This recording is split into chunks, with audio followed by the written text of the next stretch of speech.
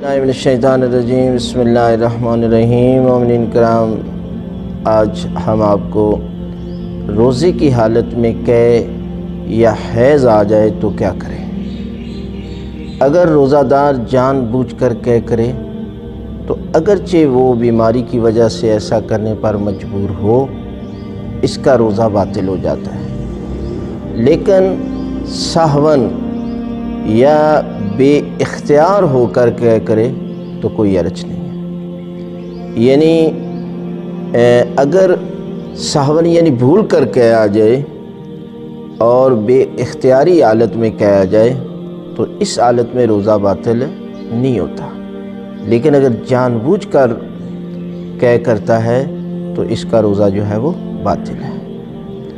आगे यह है कि अगर वो कै को रोक सकता है और ये रोकना उसके लिए मुज़र भी नहीं है, तकलीफ़ का बाइस भी नहीं है, तो फिर उसको कै को रोकना चाहिए। लेकिन अगर उसके बेइख्तियारन कै आ गई है तो इस हालत में रोज़ा बातिल नहीं होगा।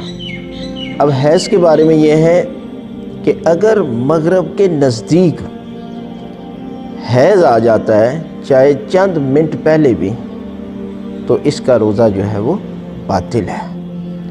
और जिस तरह नमाज का हुक्म है, नमाज हैज़ की हालत में पढ़नी, ना नमाज पढ़ सकते हैं ना रोज़ा रख सकते हैं, लेकिन नमाज की क़ज़ा नहीं है, रोज़े की क़ज़ा है। इसलिए जितने दिन हैज़ आएगा उसको शुमार करके बाद में इनका रोज़ा रखना जो है वो ज़रूरी होगा। ये है कै और हैज़ का हुक्म।